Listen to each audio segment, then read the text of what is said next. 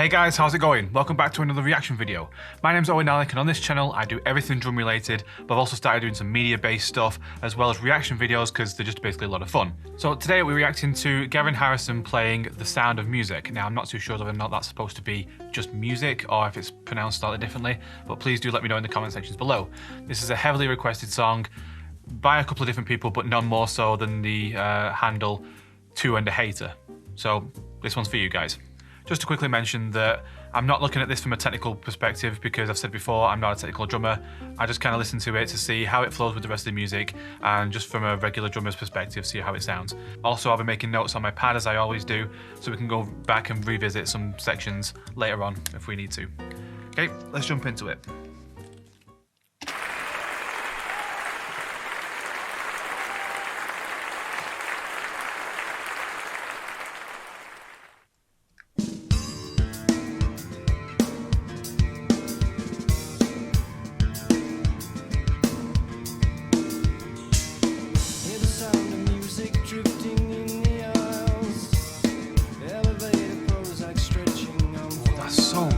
Groovy and delicate.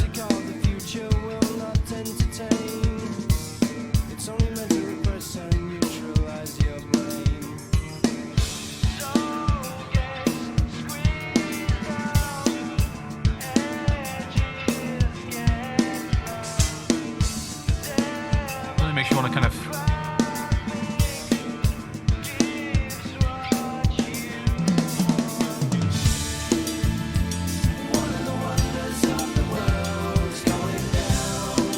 nice vocals there.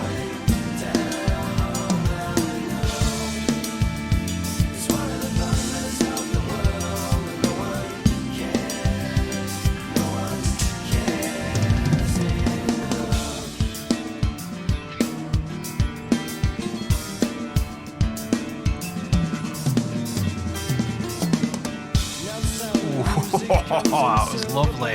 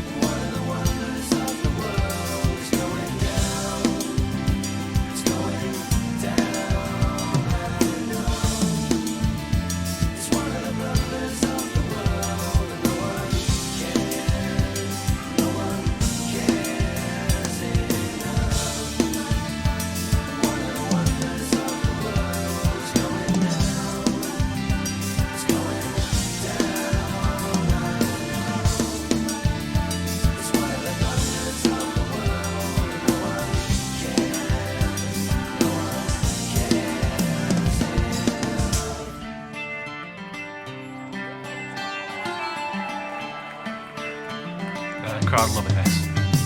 So am I.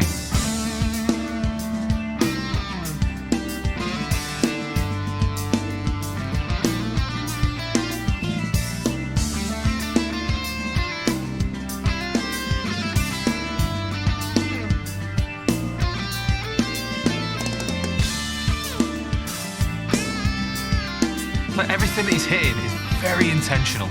Like he's almost thought about every single ghost note and every little bit that he's playing. Like nothing's sort of just for the sake of it. Like very, very intentional playing, I think. Ooh.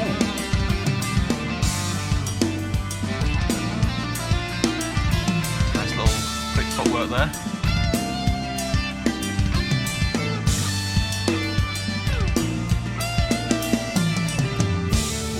Off time there, like the syncopation. Of the world is going down. It's going down, I know. It's one of the blunders of the world and no one cares. No one cares enough. One of the wonders of the world is going down. It's going down.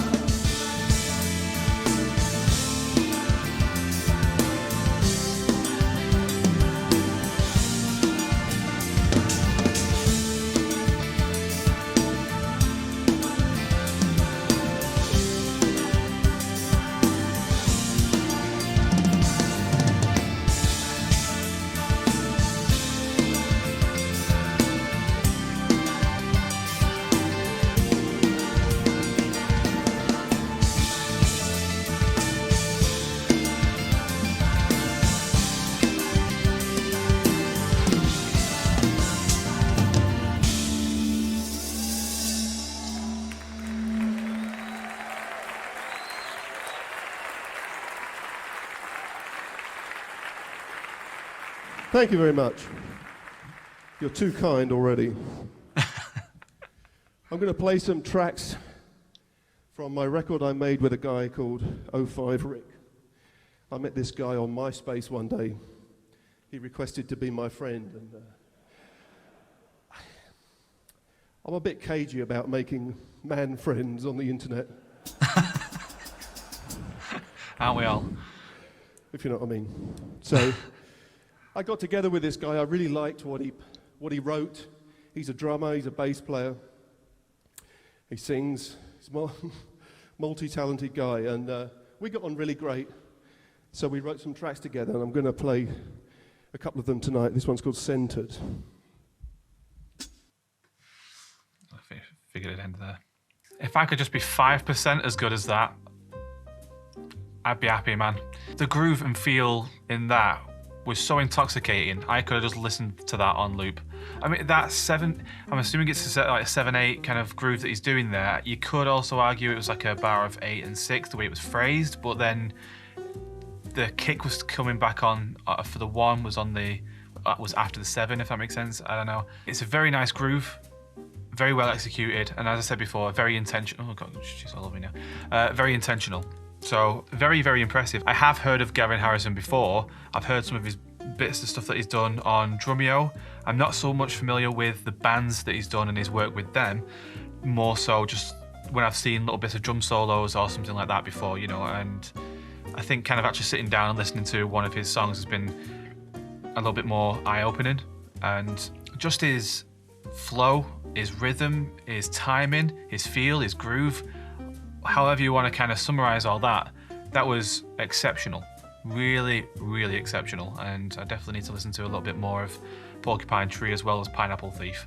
The song overall itself was very delicate, very nice. He had a few bits of chops in there where he kind of went a little bit further with it, and he pushed a little bit harder on the drums and put some other stuff in there. Again, very intentional, but it didn't break the groove of the rest of the song. Yeah, because the song was kind of laid back and just sort of had a nice swing feel to it. Well, not so much swing, but just kind of like a nice groove and everything. Like you can kind of swing to it, if that makes sense, rather than it being an actual swing. Anyway, rambling. But he didn't break that, and I find myself crossing that line sometimes where I'll have the song and it's a particular feel, and I'll almost go too far with it with certain fills and things like that. I think he hit the nail exactly on the head there, where he had the nice same groove going through, which again could have had on loop, but then threw in some extra grooves and little bits of fills just to keep it interesting and add something, extra flavors to the song without kind of overdoing it. So just huge kudos for that. Let's revisit a couple of bits, shall we? The timestamps that I've got on here were about 1:20, give or take. I'll just take a little bit further.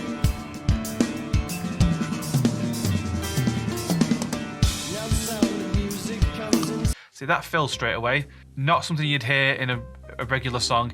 Like if you almost had any other drummer playing something like that, they would have just played the straight beat over the top of it and maybe add a little bit of tom work or something, but it would have been a lot straighter, whereas that was a lot of ghost notes, had a triplet feel to it, I think, and it was really nice just kind of going around the kit and just adding something different to it. But what's great about it is the fact that he does that fill, doesn't break the groove, like you can still feel the pulse going, but then also when it goes back into the next section, he's keeping in the pocket. He's not arriving early, he's not arriving late, he's bang on where he should be, and he's driving it forward in a really nice way. Let's have a little listen back to that.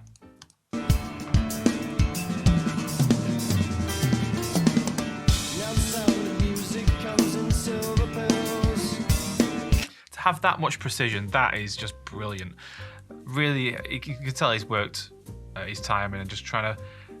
And I think as well that I remember seeing him on Drumeo, and he was talking about keeping things perfectly in line. So when you're hitting that 1, whether it be on a crash or whether you're on the hi-hat, when you hit that 1 with the kick drum, making sure that it's not kind of going or anything like that, it's bang on together. And you can definitely tell that he practices what he preaches on that one. Let's move it a little bit further forward to 150. The thing that jumped out at me was his dynamics. This is what I was talking about, his intentional playing was the backbeat as well as the ghost notes and stuff that he's doing are very noticeable as to how far apart they are. Like, you know, you're not doing the ghost notes where they sound like backbeats or anything like that. He's got really nice, delicate ghost notes, but then he's got these really nice, strong backbeats. So let's have a listen to that.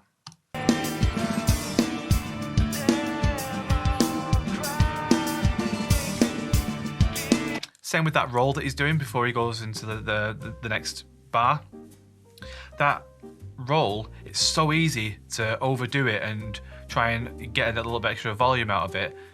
But he's got so much confidence in his own playing, and obviously the production that's there, that he can do those kind of rolls and not make it sound like he's going brrr. He's actually doing it nice and delicate and then rolling into the next bar, and I think that's really, really nice. I just want to listen to that again.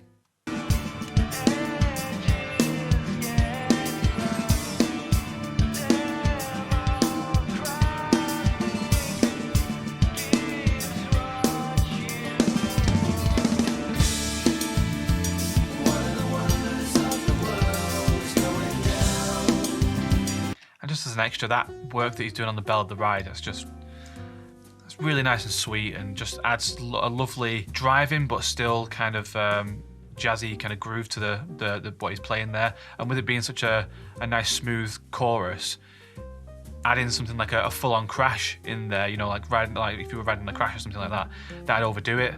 So having that nice sort of articulated bell, just perfect, absolutely perfect. Talking of delicate cymbals, let's go over to about 350. And I think he started using some of those chimes and those bells that he's got above his hi-hat. World is going down. It's going down, I know. It's one of the blunders of the world, and no one... I think when you first see a kit like that, you think, oh, surely he's not going to need all of that. He's not going to hit everything. It's just overdoing it. It's just for show. Well, he uses it in a very musical way. Even just those little bits that he was just doing then, that small section really added a nice texture, because you've got all these different levels of chimes, you've got the different sizes, different sounds, and just kind of adding a little bit of that in there as a slight percussion element to what he's playing. And I think that's really nice. About 410, there was the driving feel again. I think it's going back to that original beat. Oh, sorry, chorus.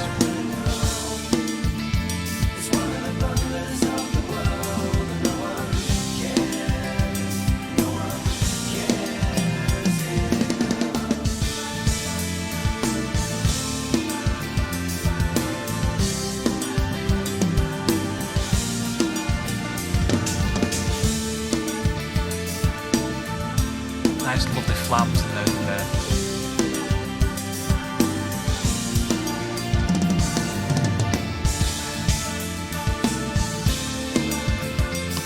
And that last bit there was my last point.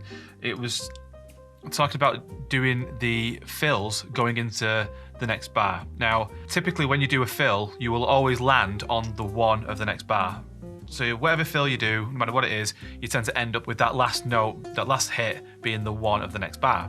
That's how you would typically do it. So the fact that he is carrying on that fill into the next bar is something very, very different, and not something you would hear all the time in regular mainstream music, certainly not mainstream music. Even in prog, for the most part, there's a lot of downbeats on the one sort of thing. So him flowing into the next bar like that is quite different, adds a nice texture, and it's not what you're expecting. So when you hear it, your ears prick up and you're kind of thinking, oh, that's so weird. And then almost because he's coming back into the bar very late, he throws you off. And then you have to sort of, again, pay attention to what's being done to bring yourself back into the rhythm. But then he brings you back into the rhythm perfectly. Like, I'll show you again. He's not breaking the groove, but it's just different. I don't know how else I can explain it.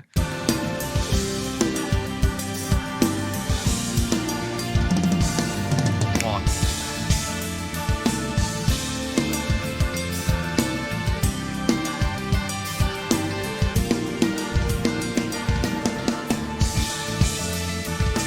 Again there, rolling into the next bar.